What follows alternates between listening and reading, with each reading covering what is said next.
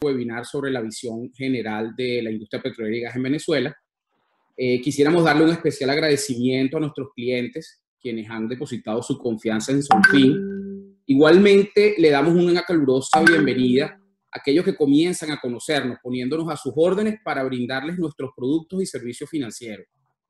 Finalmente, agradecemos la participación de nuestros dos panelistas, Antero Alvarado y Gigi Osenkop, quienes, basado en su extensa experiencia, nos presentarán un análisis actualizado de la industria de los hidrocarburos en el país, así como de los principales aspectos regulatorios y fiscales. Antero Alvarado es socio director de Gas Energy Latinoamérica en Venezuela, coordina estudios y reportes en el área de petróleo y gas natural para Venezuela y Colombia. Ha participado en estudios de estimación de demanda tanto en Venezuela como en otros países de la región. Es profesor del módulo de gas natural en el programa de hidrocarburos de la Escuela de Negocios IESA. Gigi Osenkop, socia de auditoría y directora en EY Venezuela, con amplia experiencia de auditoría y en servicio a corporaciones internacionales en aspectos de contabilidad, reportes financieros, procesos de control interno y ajuste por inflación. Su cartera de clientes está enfocada en compañías del sector petróleo y gas, principalmente de exploración, producción y servicio. Quisiera comentarles que al final de las presentaciones tendremos una sesión de preguntas y respuestas.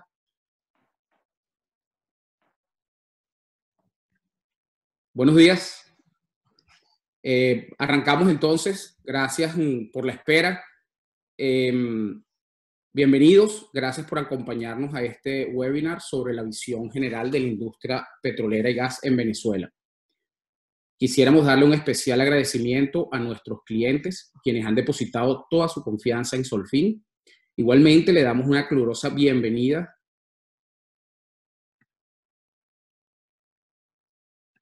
Creo que se está repitiendo lo que comenté. Sí. ¿Esto se está grabando? Se está grabando. Bueno, entonces, creo Arranco. que ya hice la introducción, así que... Sí. Alejandro, ¿estamos al aire entonces? Están al aire.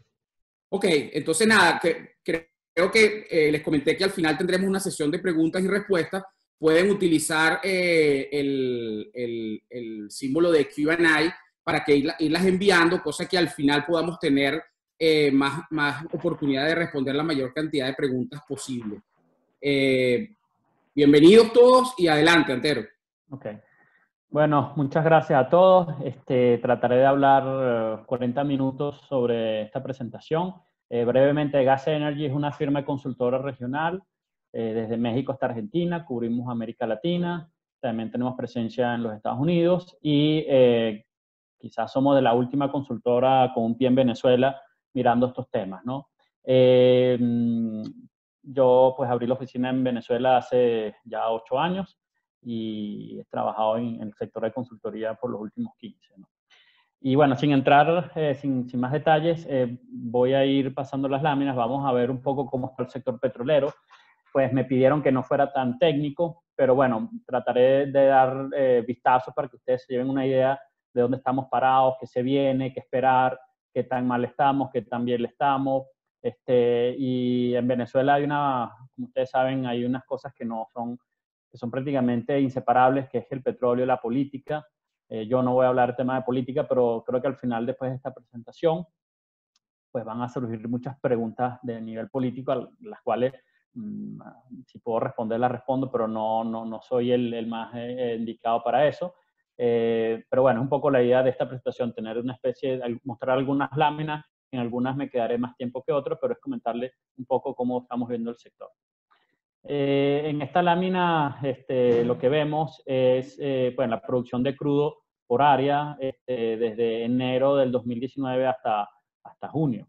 Vemos cómo han habido áreas históricamente sectores donde han ido habiendo mayor variación. La primera impresión que uno puede tener esta lámina es la de marzo 2019, ese fue el apagón. Ese apagón, pues esa nunca se pudo reponer, a pesar de que la producción durante ese mes llegó a 450.000 barriles, se logró subir a 1.100.000, pero prácticamente de ahí no se volvió a subir más. hubo afectación en equipos en campo y después, como saben ustedes, pues se empezaron a implementar alguna serie de sanciones que fueron progresivas, que hoy en día pues nadie sabe exactamente, pero sí han impactado pues fuertemente al tema de producción. Ya vamos a ver por qué y dónde las sanciones han pegado más que otros, ¿no? Pero esto es para que ustedes vean que los sectores han ido, cómo han ido impactando la producción por área, ¿no? Después vean esfuerzo propio, está solamente la producción que es de PDVSA. Vean cómo viene con una caída del 26%. Estamos viendo que prácticamente ninguna empresa de servicio está ofreciendo ningún tipo de servicio a PDVSA, con lo cual prácticamente es como ya una especie de, miren, vamos a producir con el impulso que venimos, pero no se va a poder hacer mayor inversión aquí por todas las restricciones que ustedes conocen. Entonces, prácticamente, esos más o menos son los números que son producción exclusivamente de PDVSA. Como ustedes saben, PDVSA tiene socios, socios B, que son empresas internacionales y nacionales también. Y, o sea, empresas nacionales me refiero a National Oil Companies, así como empresas International Oil Companies, las IOC y las NOC. Esto es un poco entonces cómo se ve PDVSA produciendo solamente una declinación del 26% pues, en lo que va de año. Solo las empresas mixtas, que es el otro lado de la variable, vemos como también hasta febrero ellas venían luchando, o sea, quienes mantenían la producción de Venezuela eran prácticamente las empresas mixtas. En febrero del 2020, pues la mitad de la producción era prácticamente donde estaban las empresas mixtas, sobre todo en la faja. En Occidente también hay empresas mixtas. Las dos principales, como ustedes saben o pueden saber, es Petroboscán, donde está Chevron y PDVSA, y Petrozamora, donde está un consorcio ruso que ha cambiado de nombre varias veces con PDVSA, que es el famoso Petrozamora. Ellos dos son probablemente los que mantienen la producción del oeste, de Occidente, y en el oriente del país PDVSA prácticamente controla toda la operación. Solamente hay dos operaciones privadas, que son Boquerón y Quiriquí, donde estaba Rosneft y Repsol. Pero para que ustedes vean también de que las sanciones cuando empiezan a pegar más fuerte es bueno, después de abril prácticamente, ¿no? Todo esto son cosas que hemos venido reportando, y como ven prácticamente no se ve no se vislumbra un cambio, ¿no? De que haya un relanzamiento. Ya hoy en día es poco lo que puede hacer el gobierno para aumentar producción, indiferente de otros países que hay estímulos fiscales, incentivos. Aquí prácticamente no se puede hacer mucho. Aquí el problema principal es un problema político, literalmente. O sea, me refiero, levantar las sanciones pasa por un tema político. Esta lámina, pues, que ustedes vean los principales actores en Venezuela: Petrozamora, Boscán, Piar, San Félix, Inovenza, Cedeño, Petromonagas, diferentes actores donde hay un socio B, o sea, donde hay empresas internacionales como socia de PDVSA. Hay casos pues, muy impactantes. Vean Petrocedeño, que es la línea verde. Es un proyecto famoso Sincor, que llegó a producir 200.000 barriles. Ya a principio del año pasado arrancaron en 75 y desde julio ya están cumpliendo un año que están en cero. Y ellos están en cero es porque cuando salieron las sanciones con los diluentes, pues ellos prácticamente cayeron ahí, no pudieron levantar producción y están en 5.000 barriles. Prácticamente son operadores privados que se han visto como en medio de un tiroteo donde ellos no son aquí los culpables, pero bueno, cayeron aquí. Y no hay como ningún tipo de esperanza de que esto se resuelva en el corto plazo hasta que no haya un levantamiento de sanciones. O sea, no es un tema de que no hay capacidad técnica, no es un tema de que no, sino que es un tema de están estrangulados prácticamente. Vean cómo caen los rusos, cómo aquí cae todo el mundo. O sea, aquí y un poco el objetivo que se sabe públicamente de las sanciones que PDVSA llegue a cero. Ese es un poco el objetivo de las sanciones. No es para nadie un secreto, ¿no? Después si vemos las exportaciones, vemos como de solo crudo, hay una información que se publica Reuters, que son información sobre exportaciones totales. Aquí nosotros solo los mostramos crudos. Vean cómo pues ha ido esta caída y por donde las sanciones han pegado más duros es restringir que vengan barcos a recoger crudo, a no ser que hayan ciertas excepciones. Y las excepciones las puedo comentar dentro de un rato. Pero prácticamente es quien vaya a buscar crudo se va a meter en un problema. Entonces, al no poder evacuar los inventarios, las exportaciones obviamente caen, los inventarios suben y como no hay donde guardar crudo, entonces hay que cerrar pozos. Entonces, es un poco como ha sido la dinámica de últimamente, lo que hemos visto. O sea, los drivers que nos ayudan a entender la acción de la producción en Venezuela, hay que entender de que hay restricción para evacuar crudo, no puedes exportar todo lo que quisieras porque nadie lo va a venir a buscar. Además que hay unas condiciones de mercado que no son muy favorables, el precio es bajo, hay una pandemia, pero está también el tema de que solamente pocos pueden venir a buscar crudo en Venezuela, por lo tanto los inventarios se llenan, por lo tanto se cierra pozo, por lo tanto la producción pues, está en los niveles en que está. ¿Okay? No es extrañarse que la producción esté así como está, más bien impresiona que todavía estén produciendo algo a pesar de todas las condiciones adversas que hay. En la lámina 8 rápidamente les muestro un poco lo que se ve, cómo funciona en el tema de los almacenamientos. Al subir los almacenamientos, o sea, cae la producción, cae la exportación, suben los inventarios. O sea, es básicamente así. Primero suben los inventarios y después se cierra producción en el campo, básicamente porque no tienes dónde almacenar más. ¿Okay? Esto es faja. Después tienes en Occidente ahí uno pudiera pensar, bueno, pero ahí hay una capacidad instalada y se puede almacenar más. Esos inventarios estaban hechos, tienen muchísimos años, muchísimo de esa capacidad no se puede usar. De esos 16 millones de barriles, 6 millones de barriles almacenados en Bajo Grande, en Maracaibo, son de crudo de Boscán, y ese crudo de Boscán no se ha podido evacuar también porque hay un tema de que no han dragado el lago de Maracaibo desde hace 4 años. Entonces un buque que llenaba 1.200.000, un buque grande, llegaba directo a Bajo Grande. Ahora hay que hacer buques de 200, hay que hacer el trayecto varias veces hasta Moai y ahí cargar. O sea, hacer una logística.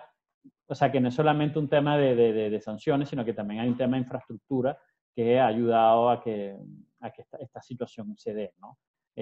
Hay aproximadamente 45 millones de barriles de crudo en almacenamiento que tiene PDVSA, de los cuales aproximadamente 6 están flotando. Es la información que manejamos para el mes pasado. El resto está en tierra. ¿Okay? Y es un poco la situación de los almacenamientos. Voy rápidamente al tema de gas, que es un poco lo que nosotros también manejamos muchísimo. La producción de gas tiene una dinámica un poquito distinta. Se maneja no en barriles de petróleo, sino se maneja en millones de pies cúbicos.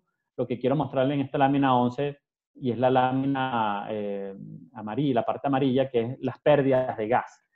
Ahí estoy viendo que hay un errorcito, creo que no lo leyó bien, es flaring con G, no le colocó la G. Pero quiero mostrarles de que en lo amarillo es lo que se pierde en fugas y en venteo de gas, en quema de gas.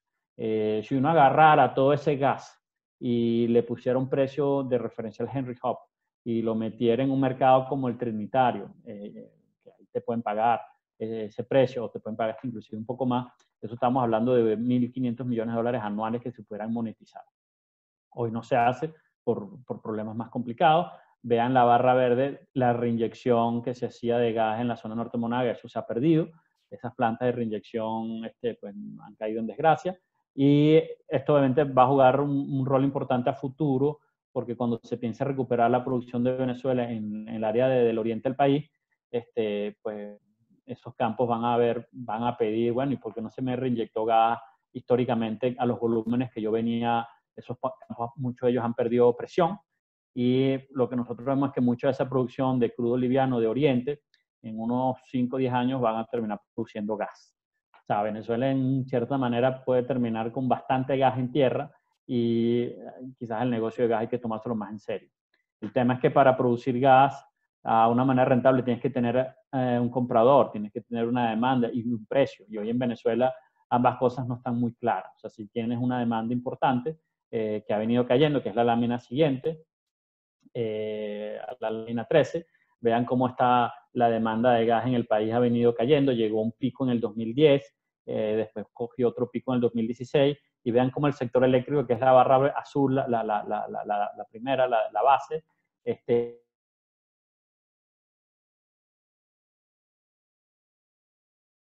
problema eléctrico no es un problema del combustible. Siempre se le ha querido achacar el problema eléctrico a que no hay gas. Bueno, yo creo que Venezuela en las primeras de cambio, ante un cambio, y uso la palabra cambio en la manera más amplia posible, pudiera volver a consumir ese gas que consumía hasta el 2016. Ahí estamos hablando de 500 millones de pies cúbicos, donde ya hay una infraestructura y hay un registro que se consumió. Obviamente hay áreas en el país donde siguen estando muy vulnerables, la zona de los estados andinos, y sin duda la área de Maracaibo, la costa occidental, donde pues hay unas restricciones de transporte que hace que por más gas que tenga no lo puedes llevar porque no tienes los gasoductos, los tamaños de gasoductos para transportar eso. Entonces, Venezuela en cierta manera, para recuperar esa demanda de gas, pues habrá que privatizar muchas empresas que hoy en día están en manos. Vean la barra de Iron, eso en un momento era un actor importante, eso desapareció. Steel, todas estas zonas de la zona de Guayana, mucho eso se perdió. Y bueno, no les digo el tema eléctrico. Cuando uno ve las gráficas del sector eléctrico, uno dice, miren, aquí hay, si quieres levantar el país, vas a tener que producir más electricidad, vas a necesitar más gas, vas a necesitar muchas cosas. Y no es solamente un tema de tener el dinero, es también tener el recurso, ¿no?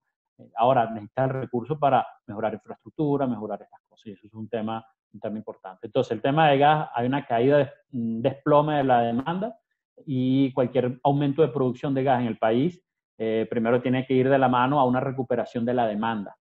A diferencia del petróleo, en el gas, usted no produce gas si usted no sabe quién se lo va a vender. En el petróleo, usted produce petróleo y eso es como, y usted lo lleva a un barco y ahí consigue un trader y es un commodity. En el gas necesita una infraestructura, necesitas un contrato a largo plazo. Es una dinámica un poco distinta, pero un principio básico es que si tú no tienes un contrato de venta de gas, no vas a hacer la inversión. ¿Okay? Eso es un poco que es diferente al tema petrolero. Bueno, el tema del propano, por ahora el propano no está bajo sanciones, pero bueno, uno nunca sabe las cosas que se trae la administración Trump. Ustedes ven en la producción azul, hay una caída de la producción debido un poco al tema que yo mencioné de Oriente, de que se está quemando gas, el gas está perdiendo riqueza, hay una situación bastante complicada ahí, una área donde opera solo PDVSA. Entonces el gas propano, que es el cooking gas, la bombona de gas, está cayendo la producción. Yo mostré en la lámina anterior gas metano, gas que sale, gas que se lleva a la red de gas, que se lleva a la zona residencial, eléctrico, petroquímico, industrial. El propano es un gas en estado líquido y tiene muchísimo más valor comercial, mayor poder calorífico. Y la producción de este gas, obviamente hoy en día ocurre en la zona de José, en la planta de fraccionamiento, y hay un déficit más o menos para 2020 de 45.000 barriles de propano. Nadie ha vuelto a exportar propano, el único que importaba propano era PDVSA, pero ningún privado ha tenido como que la osadía de traer propano importado. Uno puede entender que el propano es algo humanitario, pero bueno, hay un déficit importante. La gente, 89% de la población cocina con propano, 7% con gas directo, de entre ese 7% me incluyo yo, y el resto con electricidad y leña. Pero esos son números que pueden hoy en día, la realidad es que hoy en día la gente está consumiendo más leña, estamos volviendo atrás. El propano es un negocio interesante, es interesante que en América Latina quien lleva el negocio del propano son los chilenos, y en Chile, como ustedes saben, no tiene nada de recursos energéticos, sino que aprendieron siendo importadores, a comercializar. En Venezuela habrá en un momento que abrir más ese sector, es una tarea pendiente, un sector que ha estado siempre de la mano, en manos de PDVSA. Yendo un poco al tema más de downstream, rápidamente, vemos las refinerías en Venezuela. Las refinerías, en cierta manera, nunca han estado apagadas completamente. Han estado entre el 20 y 10% de los reportes que tenemos de este año, sobre todo Amuay y Cardón. Pero lo que la gente siempre pregunta, bueno, pues ¿se está produciendo gasolina, sí o no? La gasolina se dejó de producir en Amuay en noviembre del año pasado, y en Cardón hubo un lapso entre enero y el mes pasado donde no hubo producción de gasolina, pero ahora lograron prender la planta podemos estimar que pueden estar produciendo unos 30.000 barriles de gasolina diariamente desde Cardón, que es la única fuente hoy en día que está produciendo gasolina. Ahora, ¿pero qué tanto es eso para el mercado interno? Vean también la número 17, vean cómo la barra azul arriba, el tamaño del mercado interno era de 160.000 barriles, y el consumo de gasolina en la barra roja puede haber llegado hasta unos 120.000 barriles antes de todo lo que pasó entre marzo, abril. Realmente el inicio de la crisis coincide con la pandemia. Vean ustedes que en marzo Rosneft era el proveedor de gasolina, pues se le imponen sanciones a Rosneft Trading, entonces prácticamente ya no entra más gasolina por el lado Rosneft. Quedaban algunas cosas en almacenamiento. Hubo unos intentos puntuales de Ruperti de traer unos volúmenes de gasolina, que fueron muy pocos durante mayo, y en junio es cuando entra al mercado y se consume la gasolina iraní. El nuevo tamaño del mercado interno de gasolina nosotros lo estimamos en 42.000 barriles de gasolina. El diésel sí siempre se ha mantenido más estable, no hay restricción para importación de diésel, pero tampoco es que el parque de diésel en Venezuela sea muy grande. O sea, cuando el diésel era aproximadamente unos 20.000 barriles versus 120 de gasolina. Venezuela no es un país muy dieselizado, a diferencia de otros países en Europa o en Argentina, que uno huele en la calle y que los carros botan un olor diferente al de gasolina. Diésel hay mucho, o sea, si ustedes tienen plantas de diésel, tienen camiones de diésel, hay diésel y la expresión es para tirar para el techo. Además, porque muchas empresas las pocas que están recogiendo crudo, están haciendo intercambio swap con diésel. Entonces, prácticamente tienes un diésel hecho localmente, porque las refinerías de Venezuela producen el diésel y fuel oil y ahora un poco de gasolina. Entonces, además, tienes un diésel que se está trayendo importado. Que ese diésel puede estar terminando en otro mercado, eso es otra historia. Ahora, el tema de la gasolina.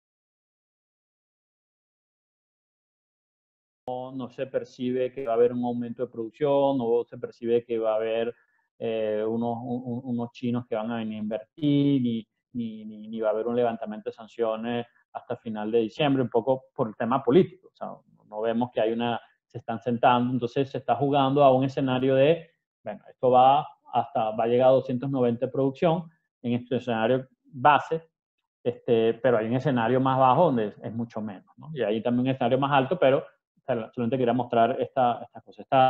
Esta previsión nosotros la ajustamos todos los meses. Bueno, también una pregunta que puede interesarle al público es, bueno, pero ¿cuánta plata es esto? ¿No? Estamos hablando de cuánta plata.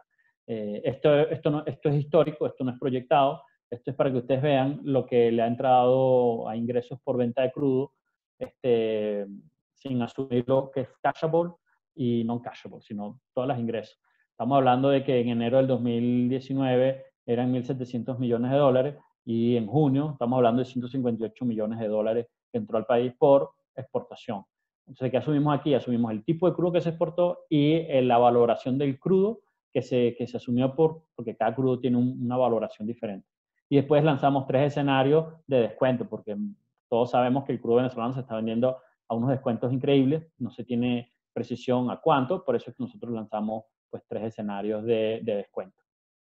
La otra lámina es para que ustedes ya vean en detalle cómo se ha ido en base a las exportaciones, al destino, al off-taker. Nosotros sabemos más o menos qué se usa para pagar cosas y no.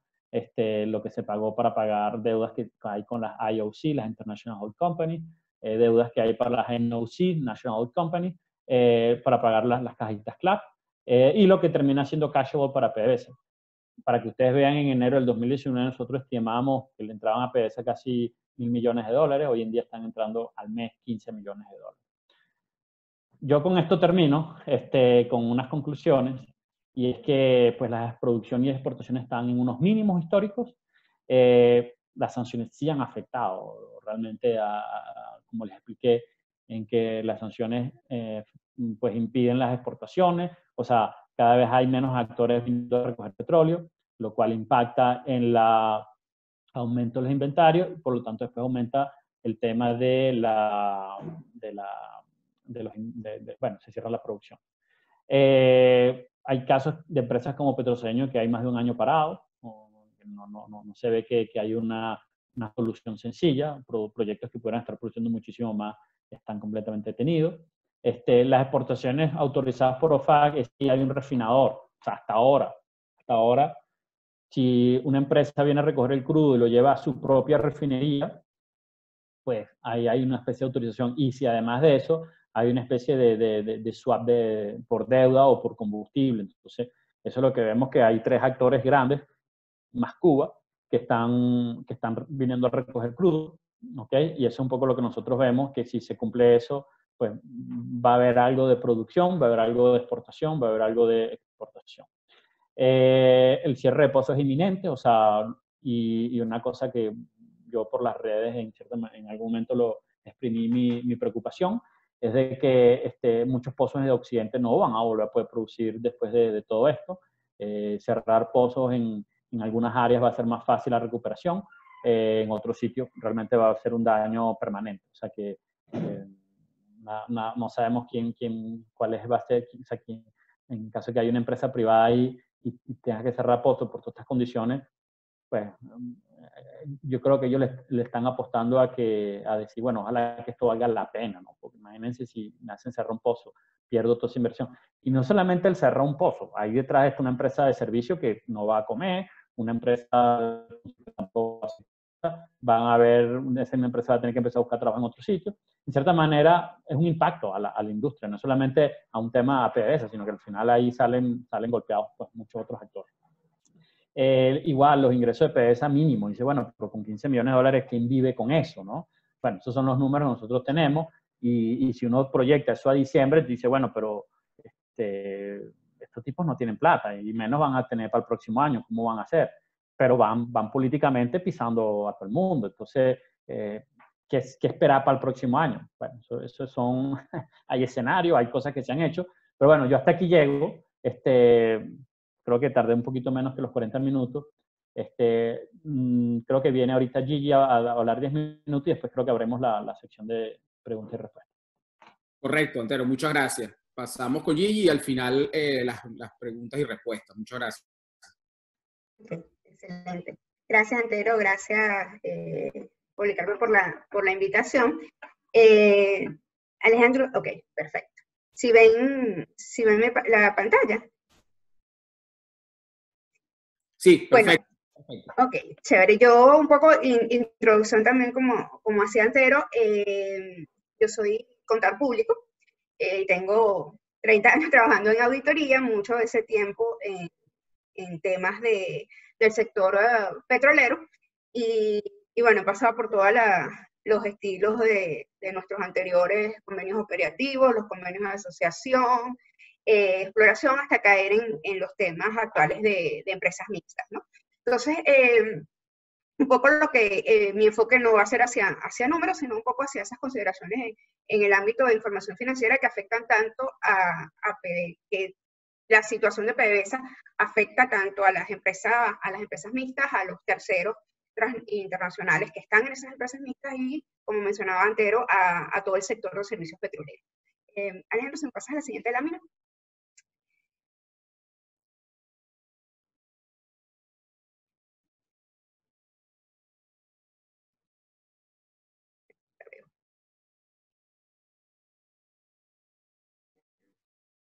¿Están viendo la siguiente lámina? Ok, listo. Antes de esto, pues, nosotros cómo hemos visto en líneas generales el éxito, porque si bien tenemos todas estas dificultades que comentaba Antero, las empresas han tratado de mantenerse y de ser un poco resilientes. Yo creo que el venezolano es por naturaleza resiliente y ha hecho lo máximo para mantenerse. Y hay un tema de liderazgo y de comunicación. Uno se preguntará cómo es que después de todo esto la gente sigue. bueno, la gente trata de ver las oportunidades dentro de esta crisis y mirar desde temas de salud, fuerza laboral, hasta cadena de suministros. Realmente dentro de la adversidad, pues miramos un poco a cómo mantener a la gente conectada, y más uniéndole a eso el tema de COVID y como estamos ahora trabajo desde casa, cómo mejorar esas capacidades técnicas para mantener a la gente activa, conectada, hacer una especie de transformación y expandir canales de distribución.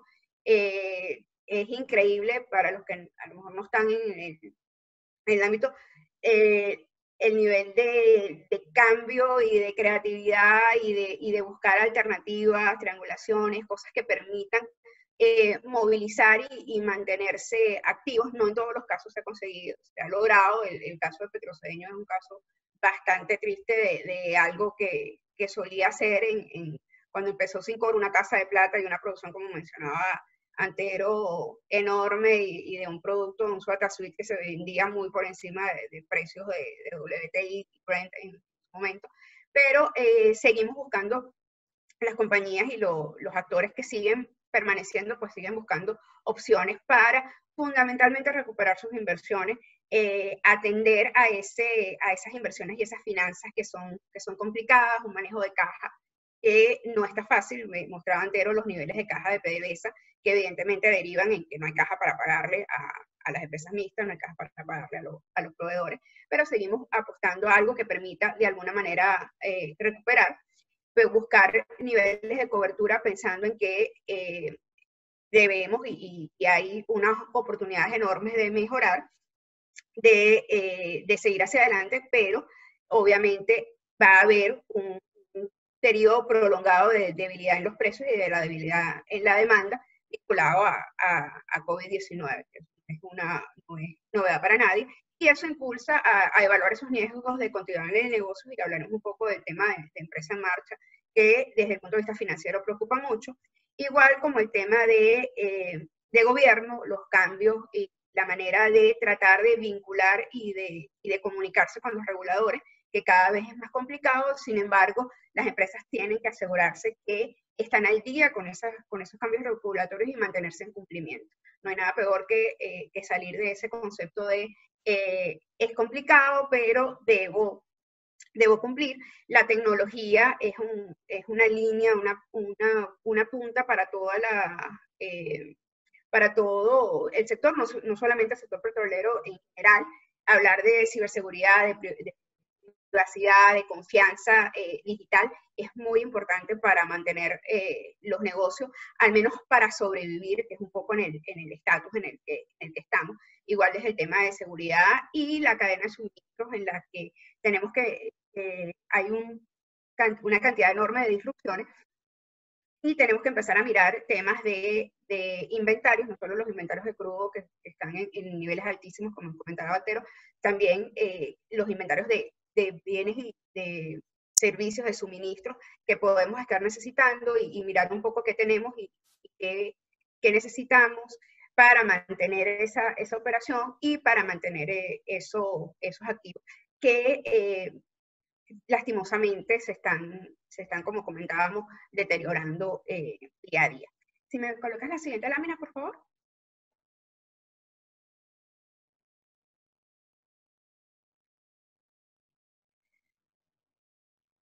Adelante.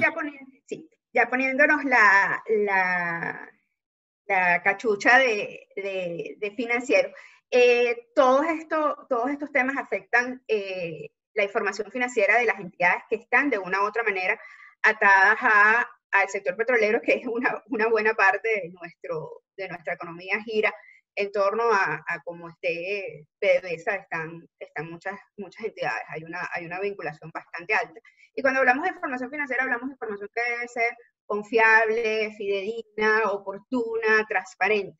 Y evidentemente todas estas situaciones de declinación, de costos, de pérdidas, van a tener impactos también en esos números, no solo los temas de producción y precio, pero cómo esos elementos derivan en impactos en los balances de las compañías que están vinculadas o que tienen alguna vinculación con el sector petrolero, y ahí lastimosamente caemos en temas que he tratado de resumir en los más relevantes desde el punto de vista de pérdidas, porque lastimosamente implican reconocimiento de pérdidas en los estados financieros, más allá de las pérdidas operacionales normales, es revisar qué tenemos, y ahí hablamos de temas como la recuperabilidad de las cuentas por cobrar.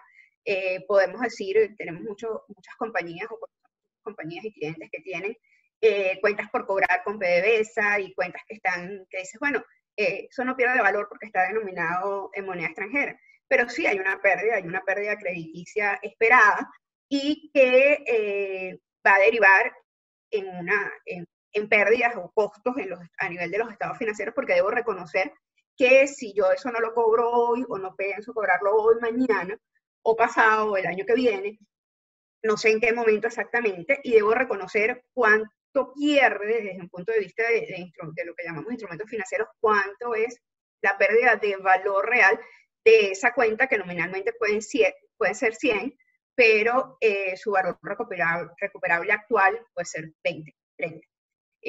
No lo sabemos, entonces son temas que desde el punto de vista financiero debemos evaluar, debemos reconocer, y también en términos de clasificación, ya eso no parte de, pudiera no ser parte de mi capital de trabajo, es una cuenta por cobrar probablemente a largo plazo, si es que puedo seguirla llamando una cuenta por cobrar, ¿verdad?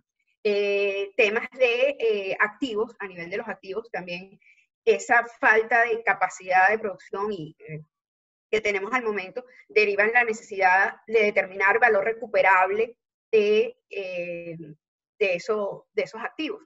Y cuando hablamos desde el punto de vista financiero de valor recuperable, estamos hablando de valor razonable, de lo más alto entre valor razonable y valor de uso. Dos conceptos que son también un poco complicados. Cuando hablamos de valor razonable estamos fijándonos un valor que es referente de un mercado, que al momento es mínimo o no existe, o valor de uso que mira en términos de flujos de caja, cómo esos flujos de caja me los traigo a valores, esos flujos de caja futuros me los traigo a valores de hoy, cosa que también es complicada cuando no tengo una expectativa real y certera de cómo se va a mover la demanda hacia adelante y qué va a pasar y cómo voy a yo estar en capacidad de volver a retomar posiciones en el mercado o actividades y poder decir, bueno, yo estimo generar hacia adelante cantidad de ingresos que me van a permitir recuperar el valor de esos activos.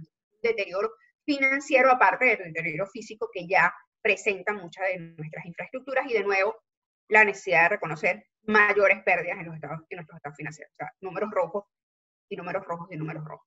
Entonces tenemos también temas en esa misma línea.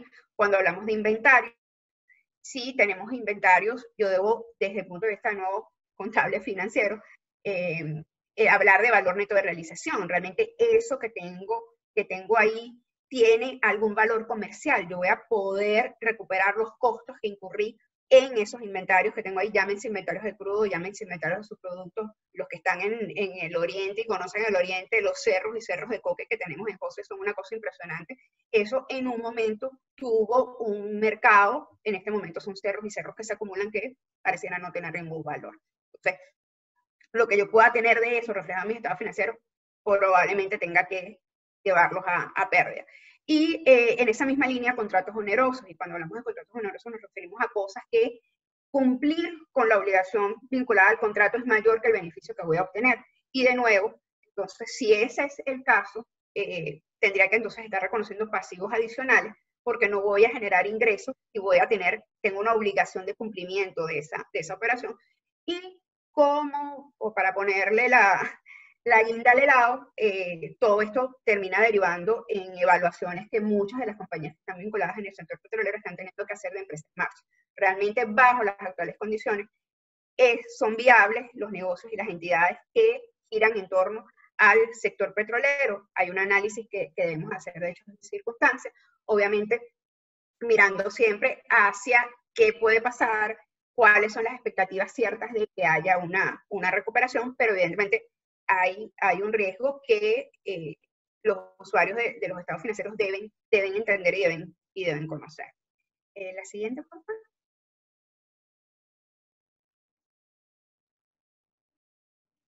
Ok, y ya esto visto en cómo, desde el punto de vista organizacional y más allá de Venezuela en líneas generales, cómo vemos el entorno petrolero fijados en un ahora, mañana y futuro.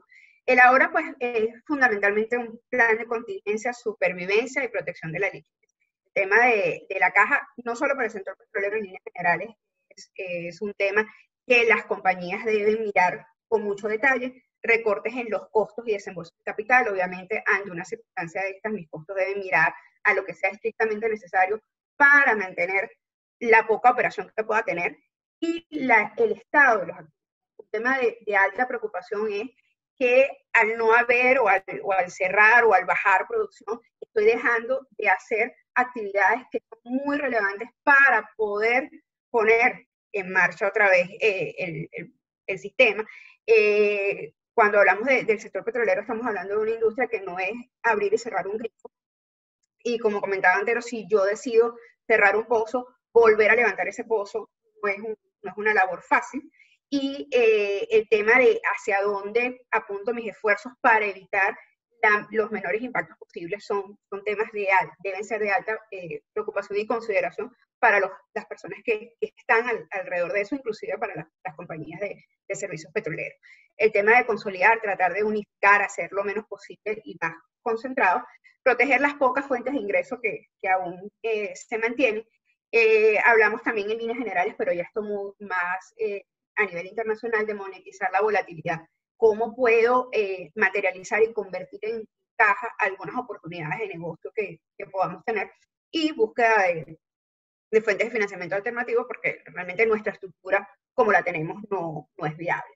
Y pensando en un mañana, pues deberíamos estar pensando hacia una continuidad de negocios, cómo logramos esa continuidad de negocios, una planificación financiera que pase por mirar la recuperación incierta de la demanda. Hay mucho alrededor de Venezuela es un país petrolero y vamos a poder entrar de nuevo en una producción, si pasa algo, no metiéndome en el tema político de nuevo, como mencionaba entero, pero sí de existir un cambio, vamos a mejorar, pero tenemos que estar conscientes también que esa mejora no nos va a poner en los niveles que teníamos hace 5, 10 años tal vez, o cuando empezó el tema, el cambio estructural, que nos movimos de los esquemas de convenios operativos y demás hacia la estructura de empresas mixtas que tenemos actualmente para todo el manejo del sector. La demanda es diferente, las inversiones van a ser diferentes y muchas de las cosas que se perdieron difícilmente se puedan recuperar. Debemos acelerarnos hacia la transformación digital, no podemos, estamos bastante atrás en ese tema y vamos a tener que apuntar hacia eso. Mirar un poco temas de suministros, el desafío ante atraer y retener talento. Es bastante complicado y este es un área donde el trayecto y el conocimiento es fundamental. Y luego, pues, temas obviamente de políticas proteccionistas que hay que estar alerta de ellas porque pueden haber más, de costos fijos por costos variables. Mirar, de nuevo, como comentaba, el tema de en qué gastamos los pocos recursos con los que contamos y la gestión de tesorería remota. Y finalmente, el futuro pues es una transición energética. Ahí se habla mucho del tema de descarbonización, no soy una experta en la materia, pero hacia allá a nivel global vamos. Y de nuevo, Venezuela tiene hasta cierto punto una ventaja competitiva, como decía Antero, los niveles de gas con los que podemos contar son importantes. Obviamente, el negocio de gas es un negocio complicado, un negocio de alta inversión, un negocio que requiere contratos de suministro que justifiquen esas inversiones, pero tenemos los recursos y tenemos ese elemento que se está mirando como un puente hacia ese elemento de descarbonización del que se habla tanto. Y en alguna parte leí hace poco que probablemente lo que deberíamos estar pensando es, en lugar de hablar como siempre se habla de oil and gas, empezar a hablar de gas and oil. Va a empezar probablemente a tomar mayor relevancia. El tema de electrificación, evidentemente, los temas de energía, de energía eléctrica van a ser cada vez más relevantes. La digitalización es fundamental. Lograr eficiencia en términos de producción, de costos, de transporte, los gastos de transporte y de logística y almacenamiento cada vez son más complicados con la estructura que tenemos y debemos mirar hacia adelante en ese sentido. Volver a una descentralización, que cada quien haga lo que tiene que hacer y no tratar de centralizar todo en un estado en un gobierno, en un estado que no está en capacidad de atenderlo todo y atenderlo todo bien. Obviamente las sinergias pueden existir y son importantes aprovecharlas, pero tampoco podemos tratar de hacer absolutamente todo y dejar por fuera a sectores de servicios y de outsourcing que son importantes y que aportan a los procesos. Planes robustos de optimización, efectivamente, la única manera de poder conseguir o lograr algún beneficio, alguna ganancia es con un plan de optimización robusto y presupuestos base cero. No tenemos manera en este entorno y con estas particularidades tan únicas de Venezuela de hacer algo que mire un poco a la historia, sino algo de ahora hacia adelante. Bueno, eso era lo que tenía para ustedes en este momento. Te vuelvo a ti, Policarpo. Muchísimas gracias, Gigi. Muy buenas las presentaciones. Gracias, Gigi y Antero. Las láminas muy buenas también. Tenemos unos minutos entonces para responder algunas preguntas. Esta pienso que para Antero, que si tenemos idea de cuántos taladros están activos actualmente en Venezuela. Mira, los taladros activos en Venezuela, quizás ya en febrero ya no habían taladros activos, quedaban 2 taladros a principio de año, después quedaban 2 operativos, pero ya quizás en febrero ya quedaba uno solo operativo y que Baker Hughes haya reportado eso recientemente no quiere decir que el último taladro estuvo hasta esta fecha, sino capaz hubo un delay en información. Durante mucho tiempo tuvimos menos de 3 a 5 taladros y esos taladros estaban en Petropiar y en Petrobuscán. Se hicieron trabajos, se perforaron pozos, luego se cerraron, pero no hay ningún tipo de taladro. Los taladros siguen en Venezuela, pero no están operativos. Ok, gracias. Otra pregunta. Por aquí dicen, recientemente hubo algunas flexibilizaciones dentro de las sanciones para exportar por temas humanitarios. ¿Algún comentario sobre eso? Sí, ese es el tema que nos concierne a todos, pero siempre hay cambios. O sea, las empresas que están exportando, mejor dicho, llevándose crudo de Venezuela hoy en día, lo hacen con siempre la amenaza de que si te pasas de la raya por cualquier cosa, si te llevas más crudo del que te has venido llevando y tal, vas a causar alarma porque en cierta manera yo creo que la visión de ellos es que nos estás entorpeciendo el llevar nuestro objetivo hasta el último consecuencia, ¿no? Entonces, pareciera de que es algo que se pudiera mantener hasta final de año, pero siempre hay gente radical que quiere nada. Entonces, claro, ya eso no depende de nosotros, eso depende de otra administración. Pero son cosas que pueden cambiar en cualquier momento. O sea, hoy en día lo que es humanitario, capaz no lo entienden como humanitario en otro sitio. Ok. Si te parece, Antero, te leo varias preguntas y así proceder a irlas. Una de las preguntas es si puedes comentar un poco más sobre Petrocedeño, los niveles de producción que están casi en cero. Otra pregunta está direccionada a más o menos si se tiene un estimado de la cantidad de inversiones que habría que acometer para llegar a niveles de producción cercanos a 2006. Si consideran que necesariamente para poder recuperar la industria hace falta la eliminación completa de las sanciones. Y si manejas alguna información, esto no sé si se puede comentar, pero si manejas alguna información sobre algunos acuerdos de servicios conjuntos entre PDVSA y empresas locales de servicio para proyectos de producción incremental de campos maduros. Okay. Bueno, empiezo por esa última.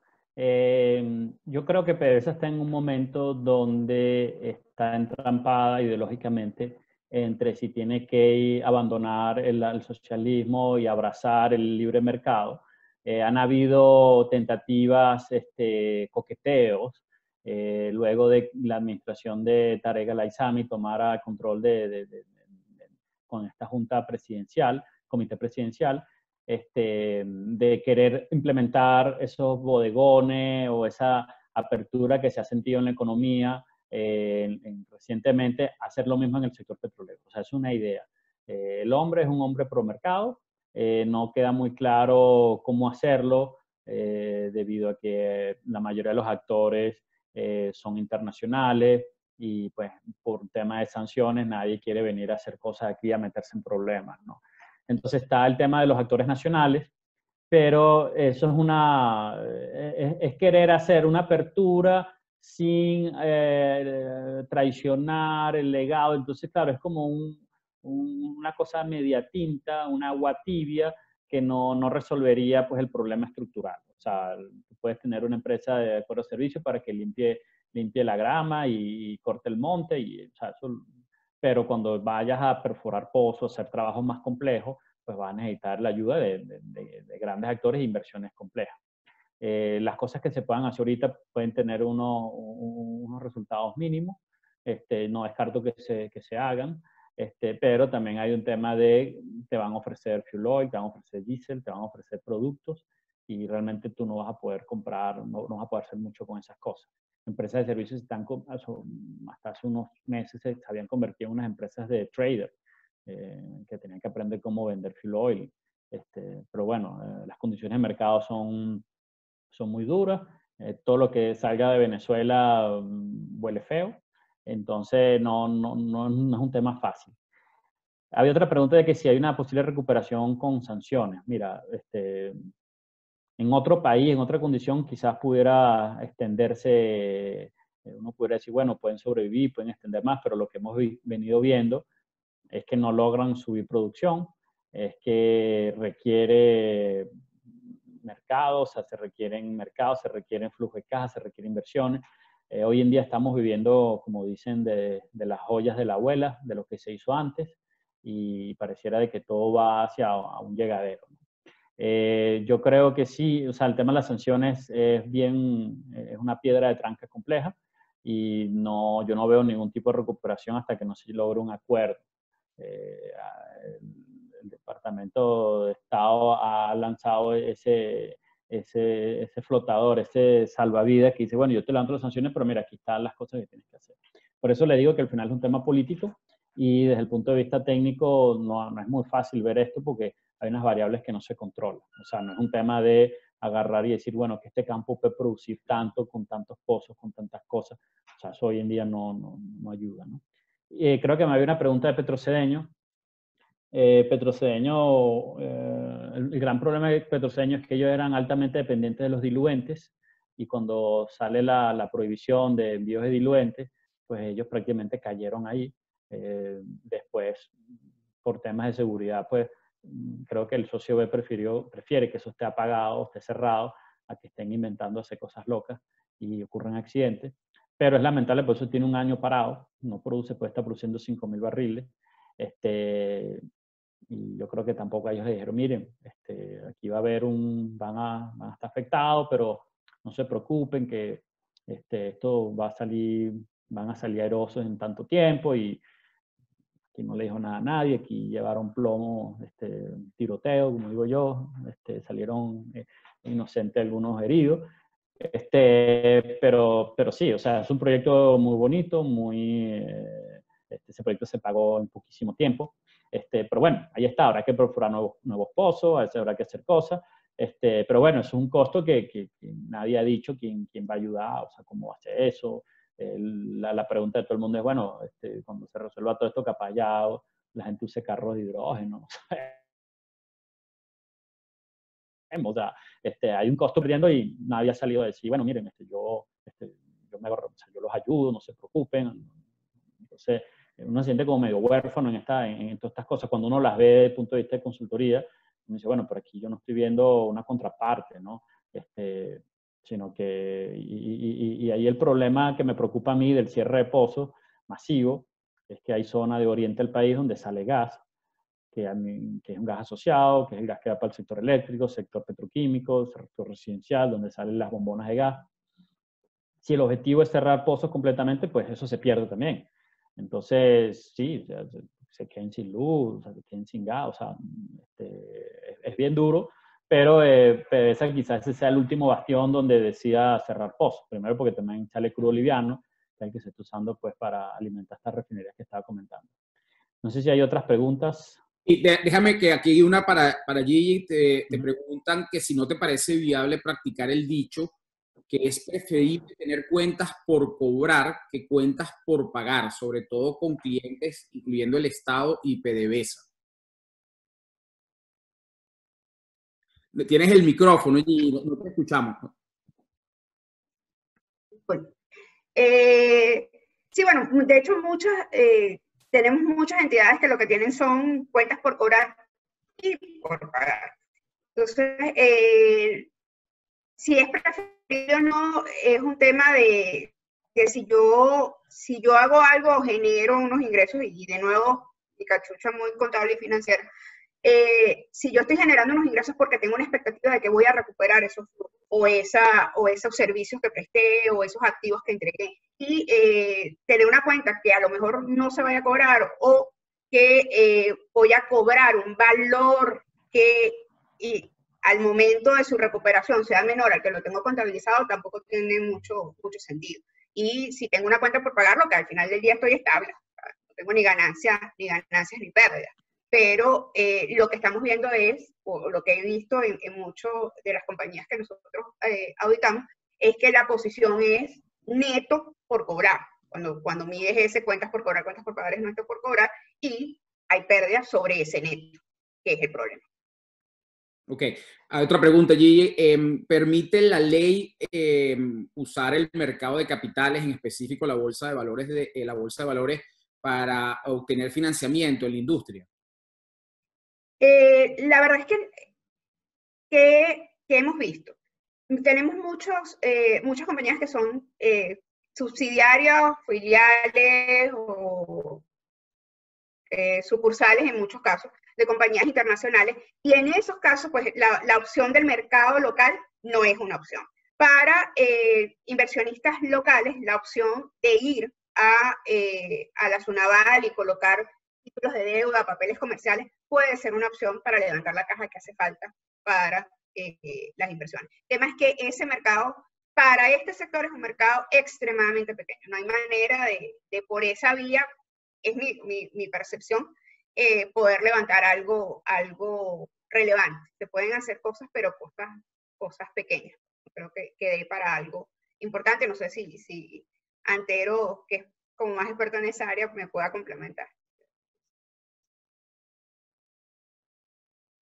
Bueno, okay.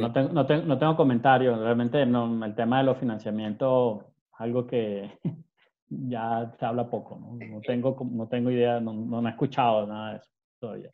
Nos pasamos un poquito, pero si tenemos oportunidad de un par de preguntas más, porque tenemos varias por aquí. Una relacionada al tema del gas, creo que esto es más con Antero, y el potencial para demonetizar el gas, si tenemos la infraestructura o si tenemos un estimado de la magnitud de las inversiones que habría que acometer para poder monetizar ese gas que hoy en día no se está aprovechando. Mira, sabemos que ahí hay un proyecto que se está haciendo, eso es información pública. Reuters hizo una nota sobre un experto de Shell que está llevando a cabo una iniciativa que es un poco la que se implementó en Irak luego de la guerra, que por cierto creo que Irma está en el webinar y conoce muy bien el caso Irak. Bueno, hay un plan para recuperar ese gas. Hay una infraestructura que hay que recuperarla, hay que hacer unas inversiones, recuperar esa infraestructura existente. El tema del gas que se recuperaría es que no hay mercado para ese gas. Es muchísimo gas que se puede recuperar, pero no hay quien tome tanto gas por las condiciones que comenté anteriormente. Esos proyectos en otros países, en África, en Medio Oriente, inclusive también en otros países más desarrollados, donde también hay un tema de quema de gas, se han monetizado exportando esos excedentes vía LNG o otra vía. En Venezuela pareciera que lo más interesante aquí es mandar ese gas a Trinidad y Tobago, que tiene un mercado bastante robusto de demanda de gas y puede pagar ese gas a un precio muy superior que el de Henry Hub, pero habría que construir una infraestructura de aproximadamente 200 kilómetros con una parte de sublacustre. Y el tema con las conexiones internacionales es el famoso síndrome, el banana que llaman, que es el build absolutely nothing near anybody. Nadie va a construir una conexión internacional para que en algún momento quede vacía. Recuerdo que entre Venezuela y Colombia hay un gasoducto que costó $300 millones, que se hizo en 6 meses, que lo hizo durante la administración de Chávez y Uribe, y tiene sin usarse, por decirlo de una manera, desde el 2015, de julio del 2015. Entonces esas cosas pasan en conexiones internacionales, pasan en conexiones de gas, pasan, porque el tema de gas, a diferencia del crudo, es que tiene que haber un matrimonio. Tiene que haber un matrimonio por 20 años entre A y B para que se suministren gas. Si uno no manda, pues hay cláusulas de take or pay. Dice, bueno, si tú no me lo mandas, como yo renuncié a otros actores y me casé contigo, tú tienes que pagarme una penalidad si no me mandas. Y también aplico otra penalidad, es que si no me tomas el gas que te estoy mandando también. Entonces tiene que haber confianza, tiene que haber actores privados de por medio. Y eso es un poco lo que está resurgiendo ahorita en Venezuela, es que cosas que antes estaban en manos de PDVSA hoy en día las están haciendo privados. Pero como les dije, todavía falta como un empujoncito para que realmente el privado realmente asuma la mayoría o gran parte de las operaciones en Venezuela. Perfecto. Bueno, creo que una última pregunta para finalizar, se las dejo a los dos. A ver, dada el escenario de precios internacionales y basado en los ingresos que hoy en día tiene el país, que tiene PDVSA, ¿cuál sería para ustedes su escenario base para los próximos 6 meses? O sea, ¿cuál sería la situación para fin de año del país basado en estas premisas?